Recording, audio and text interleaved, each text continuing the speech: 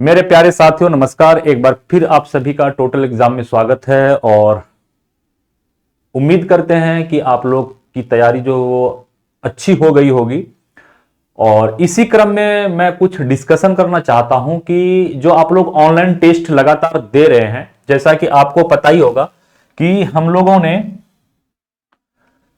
Chapter wise जो test है वो टोटल टेस्ट 113 टेस्ट हम लोगों ने एप्लीकेशन के ऊपर दिया है, ताकि जो ये चैप्टर वाइज टेस्ट जो 113 टेस्ट है इसमें सारे सब्जेक्ट हैं आपके। मैथ है, कंप्यूटर है, मैथ, कंप्यूटर, इंग्लिश, ठीक है, और साइंस।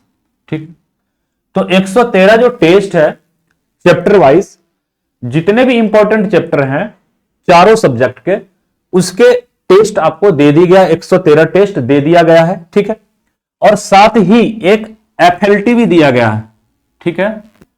यानी एफएलटी का मतलब होता है फुल लेंथ टेस्ट, ठीक है। एफएलटी का मतलब होता है फुल लेंथ टेस्ट, एफएलटी यानी फुल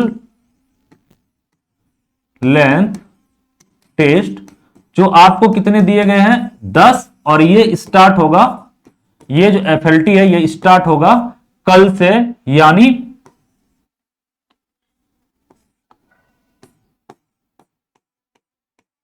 आपका ये जो स्टार्ट होने वाले हैं वो 3 दिसंबर से स्टार्ट होगा, यानी कल से स्टार्ट होगा ये। क्योंकि जो ये 113 टेस्ट था वो आज कंप्लीट हो गया, खत्म हो जाएगा आज, ठीक है।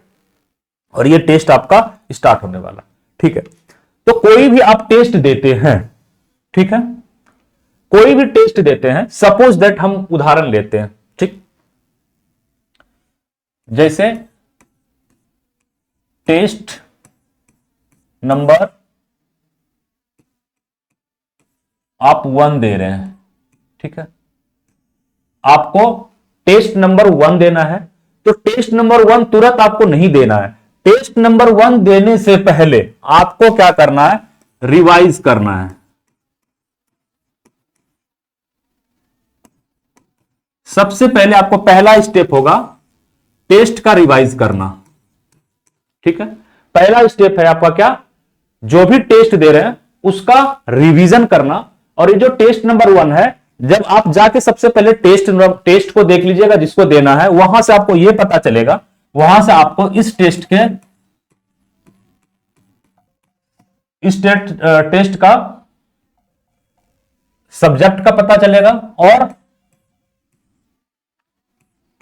टॉपिक या चैप्टर का पता चल जाएगा। तो सबसे पहला काम है कि जो भी टेस्ट आप देने जा रहे हैं उस टेस्ट को देख लेंगे कि किस सब्जेक्ट का है और चैप्टर कौन सा है।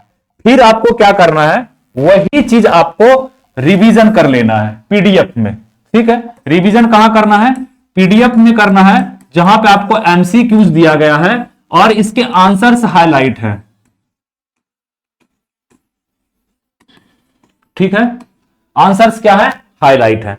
तो सबसे पहले आप टेस्ट नंबर को पता करेंगे, टेस्ट नंबर पे जाएंगे, सब्जेक्ट चैप्टर को पता करेंगे और फिर आप सेम चैप्टर आपको पीडीएफ से रिवाइज कर लेना है, रिवीजन कर लेना है, एमसीक्यूज में आंसर हाईलाइट, ठीक।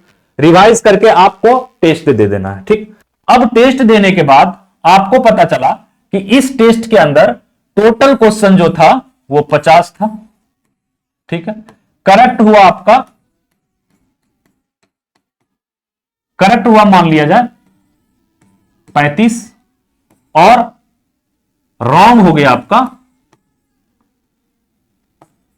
रॉन्ग या इनकरेक्ट हो गया 15, ठीक। क्लियर है, या इनकरेक्ट आपका मान लिया जाए 10 हो गया और अनअटेम्प्ट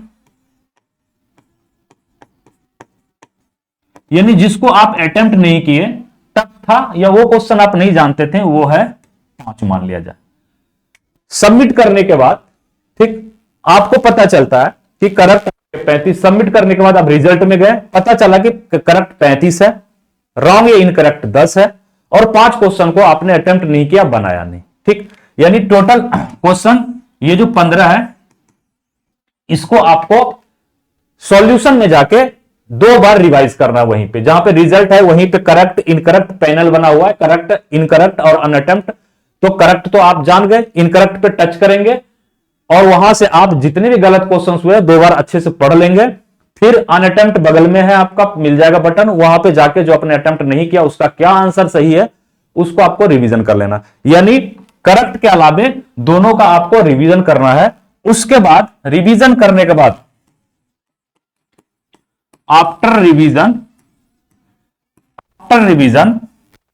5 से 6 घंटे बाद, ठीक है, 5 से 6 घंटे बाद अगेन रीअटेम्प्ट करना है। आपको क्या करना है, आपको टेस्ट रीअटेम्प्ट करना है। 5 से 6 घंटे बाद टेस्ट रीअटेम्प्ट